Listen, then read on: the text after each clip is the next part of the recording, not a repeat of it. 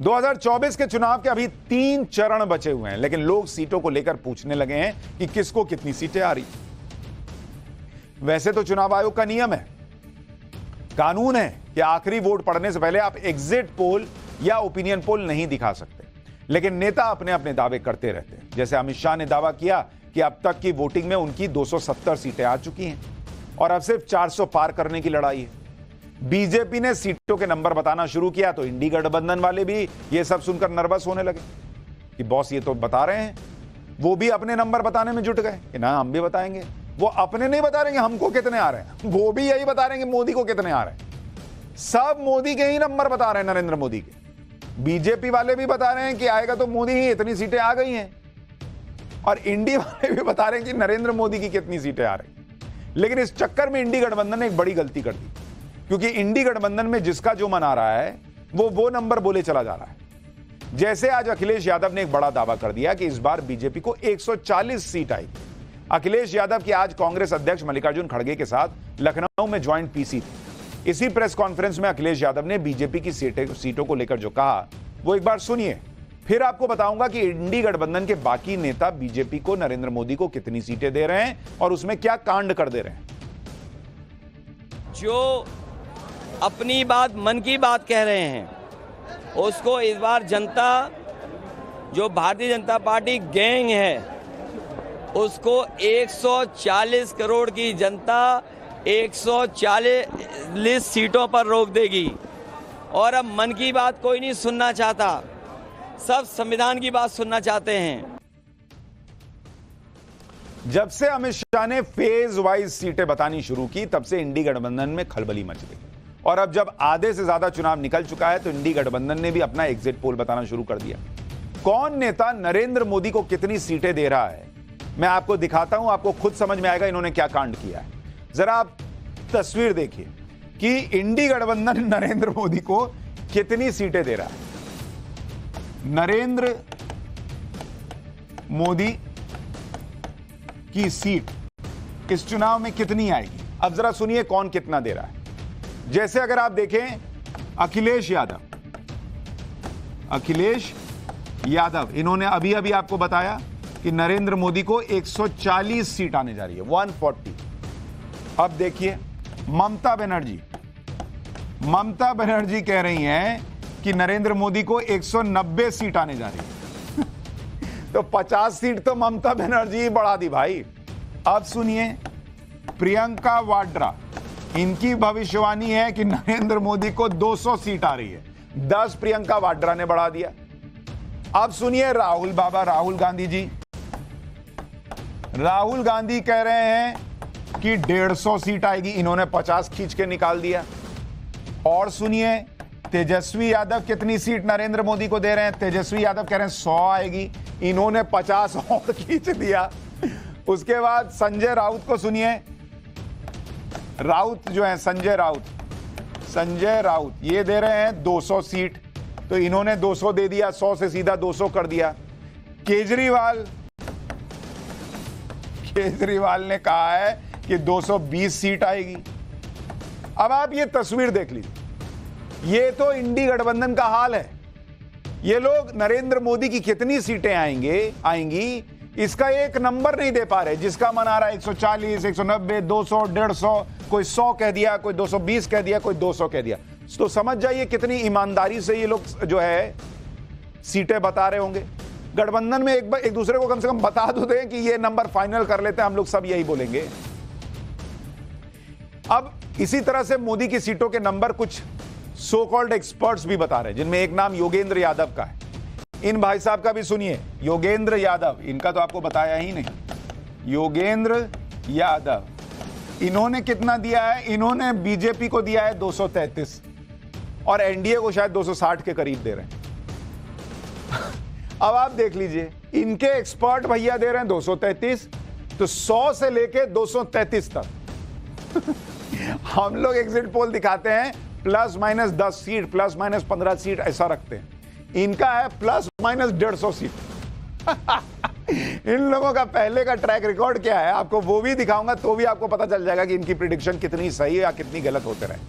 लेकिन एक बार आप खुद ही सोचिए कि एक नेता या जो एक्सपर्ट सीटों के अलग अलग नंबर बता रहे हैं, इन नंबर्स में भी कितना अंतर है, इनके दावे भी अलग अलग हैं। अरे बॉस, सभी लोग मिलकर एक फाइनल नंबर तय कर लेते, हर जगह बोलते कि नरेंद्र मोदी को इतनी आ रही है, लेकिन ये लोग नरेंद्र मोदी की सीट पर भी सहमत नहीं हो पाए, अब बनाए हैं गठबंधन। उधर अमित शाह बड़ा दावा कर रहे हैं कि पीएम मोदी 4 चरण में 270 पार जा चुके हैं। अमित शाह का वो बयान सुनिए, फिर आपको ये जो महानुभाव लोग हैं, इनका पूरा इकोसिस्टम जो प्रिडिक्शन करता रहा है, उसका ट्रैक रिकॉर्ड क्या है, क्या हिसाब रहा है इनका पहले, वो भी दिखाऊंगा। 4 चरण पूरे हो गए हैं। 380 सीटों का चुनाव पूरा हो गया है। बंगाल में 18 सीटों का चुनाव पूरा हो गया है।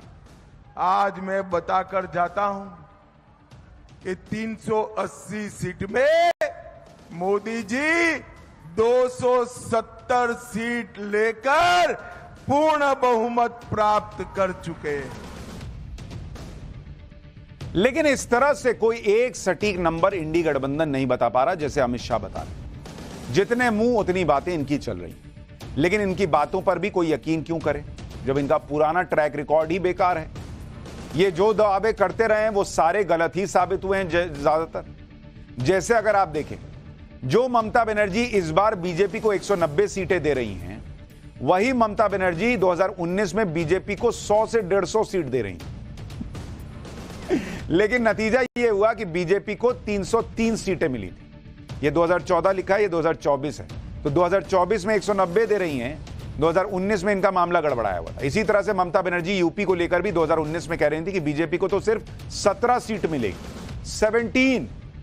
बीजेपी को 62 सीट यूपी में आई थी। तो सोचिए इनका प्रिडिक्शन कितना सही रहता है। राहुल गांधी तो 2019 में कह रहे थे कि चुनाव के बाद बीजेपी खत्म, टाटा बाय बाय। इस बार कह रहे हैं कि बीजेपी 150 सीट पर सिमट जाएगी। पिछली बार जब उन्होंने कहा था बीजेपी खत्म हो जाएगी तो बीजेपी 300 पार चली गई थी।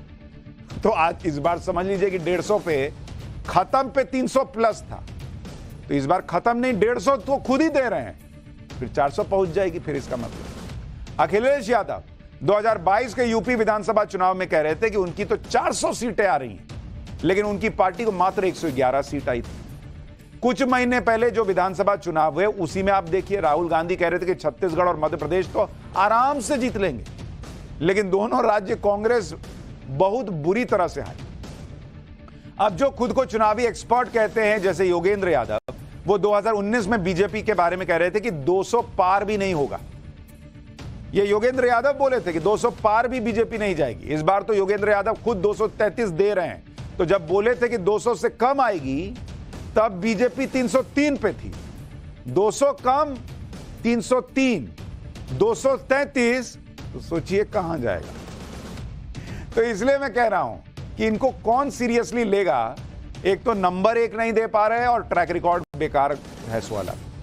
इसलिए जब इस तरह से सीटों को लेकर दावे किए जाते हैं जिसमें कोई लॉजिक नहीं दिखता, तो यह बताता है कि किस तरह से अंदर ये लोग नर्वस हो रखे हैं। इंडी गठबंधन की बेचैनी इस बात से भी समझी जा सकती है कि आज उन्होंने बीच चुनाव में पीएम मोदी की मुंह की काट में एक बड़ा ऐलान किया। पीएम मोदी ने देश के गरीबों के लिए प्रधानमंत्री गरीब कल्याण अन्न योजना शुरू की, जिसके तहत देश के 80 करोड़ से ज्यादा लोगों को मुफ्त राशन मिल रहा है। इसके तहत गरीब परिवार के हर सदस्य को 5 किलो राशन मिलता है। कांग्रेस और इंडी गठबंधन इस योजना की वजह से नर्वस है। उनको फीडबैक मिल रहा होगा कि भाई जिसने राशन लिया वो मोदी को वोट क्यों नहीं देगा। इनको लग रहा है कि मुफ्त राशन योजना के लाभार्थियों के वोट पीएम मोदी को मिल रहे हैं। इसलिए अब कांग्रेस कह रही है कि अगर इंडी गठबंधन की सरकार बनी तो ये 10 किलो राशन मुफ्त देगी। सुनिए मल्लिकार्जुन खड़गे को, फिर बताऊंगा कि इंडी गठबंधन के लिए कैसे पीएम मोदी की योजनाओं की काट निकालना आसान नहीं। मैंने 80 करोड़ लोगों को मुफ्त खाना दिया, 5 केजी देके।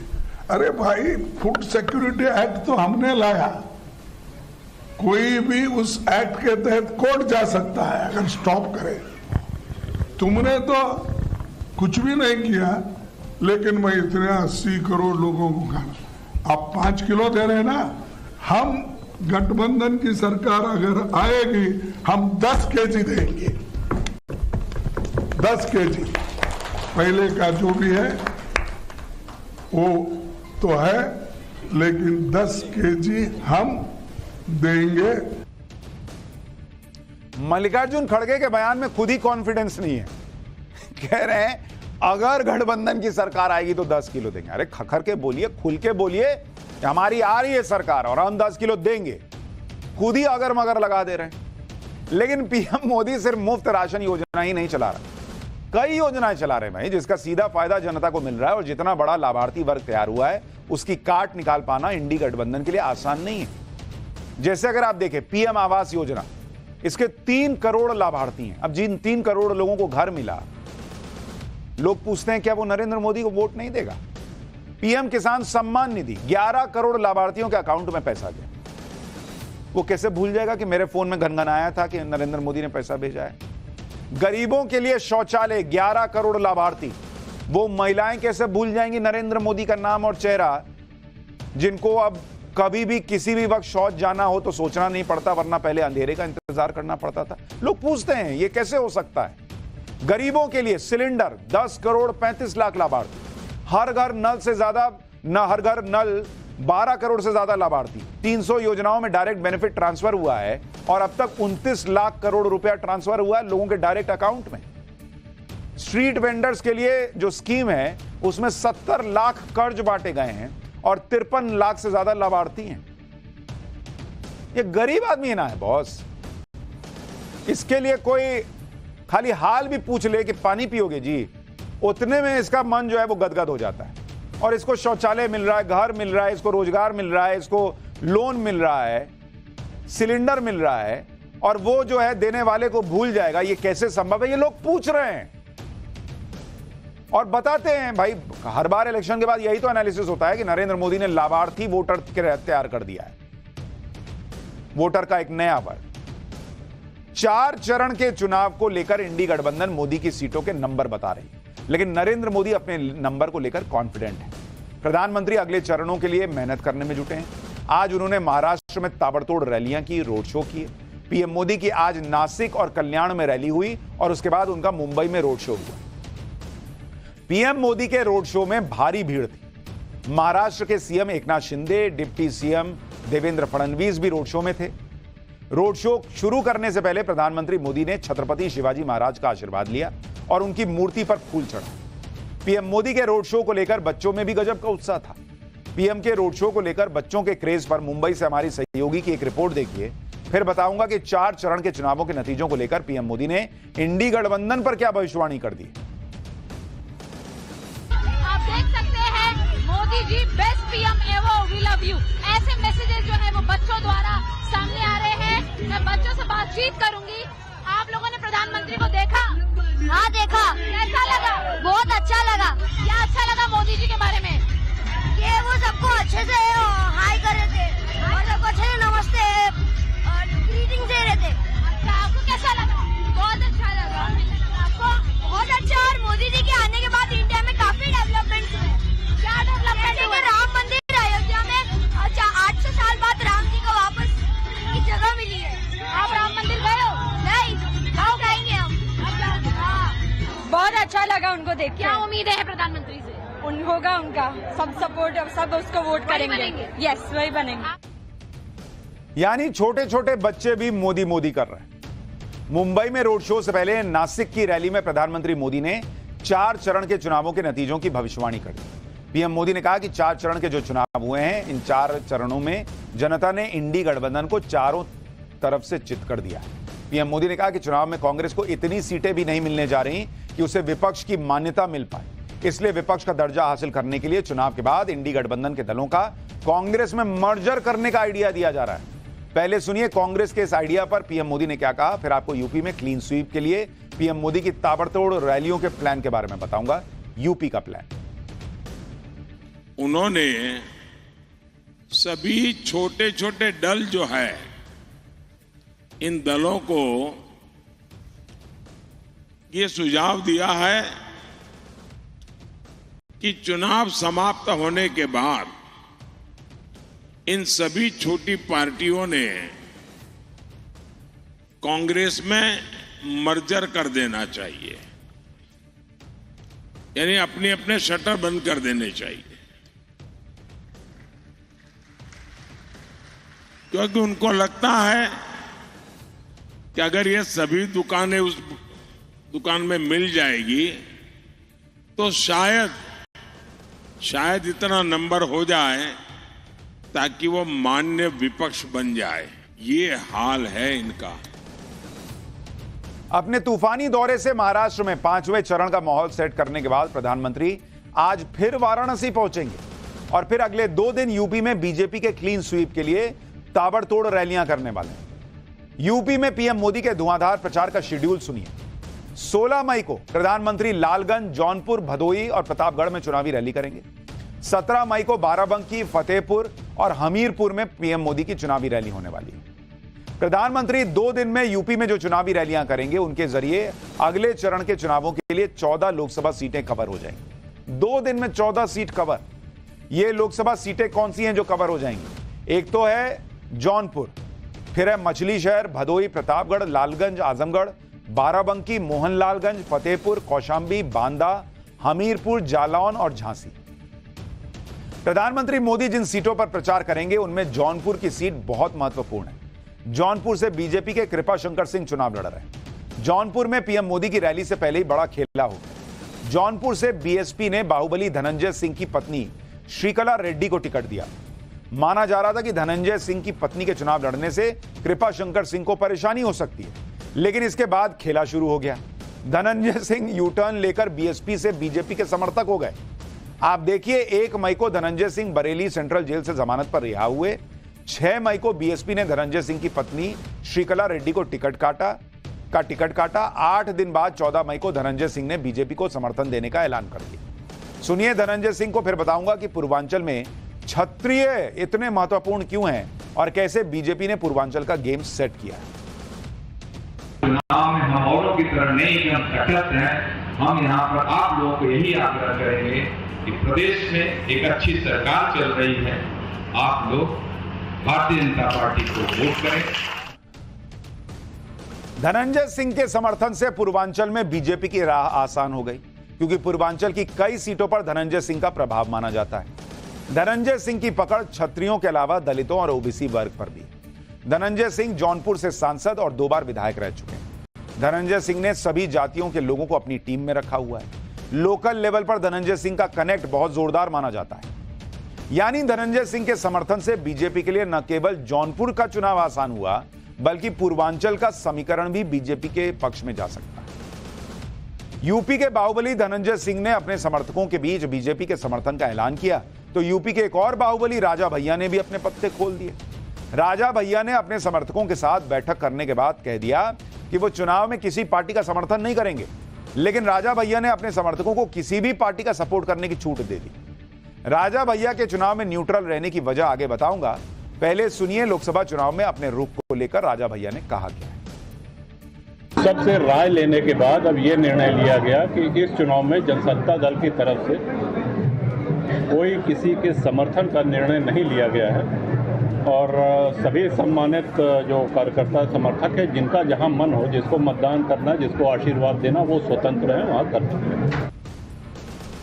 असल में राजा भैया की इस घोषणा से पहले बीजेपी और समाजवादी पार्टी के नेता लगातार उन्हें अपने खेमे में लेने की कोशिश में जुटे रहे।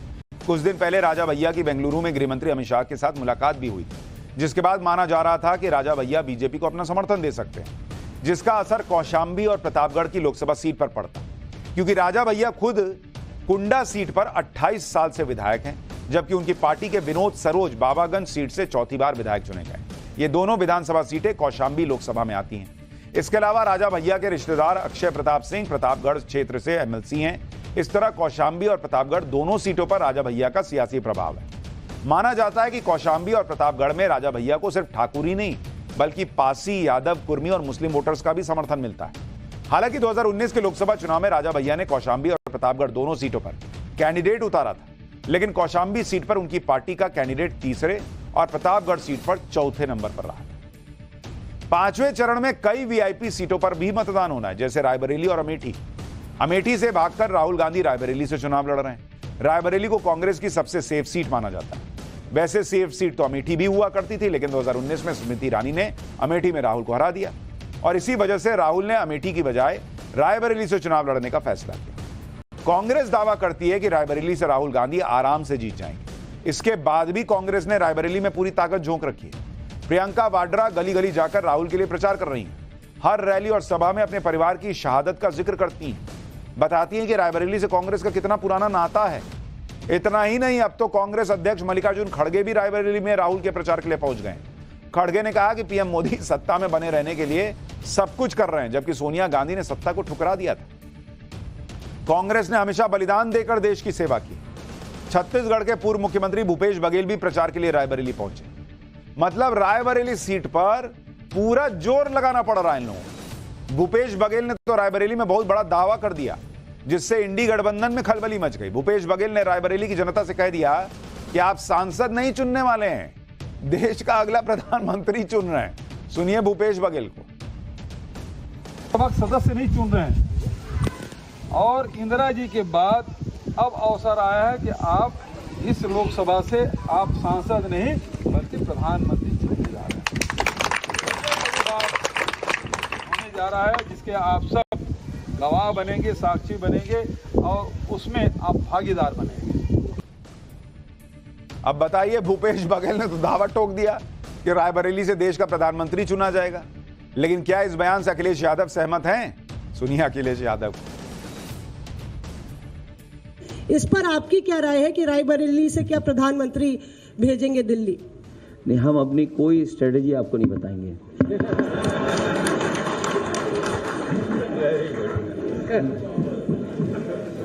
भाई किस बूथ पे बीजेपी हारी हम क्यों बता दें इनको? नहीं, मैं राहुल गांधी पर सवाल उसमें भी कोई नहीं बताइए, हमारा स्ट्रेटेजी का पार्ट है। अखिलेश यादव की स्ट्रेटेजी है कि हम नहीं बताएंगे कि रायबरेली से प्राइम मिनिस्टर चुना जा रहा है कि नहीं, और वहां भूपेश बघेल खड़े होकर पब्लिक को खुले में बता रहे हैं कि आप सांसद नहीं, आप प्रधानमंत्री चुनने जा रहे हैं। ये है इनकी स्ट्रेटेजी।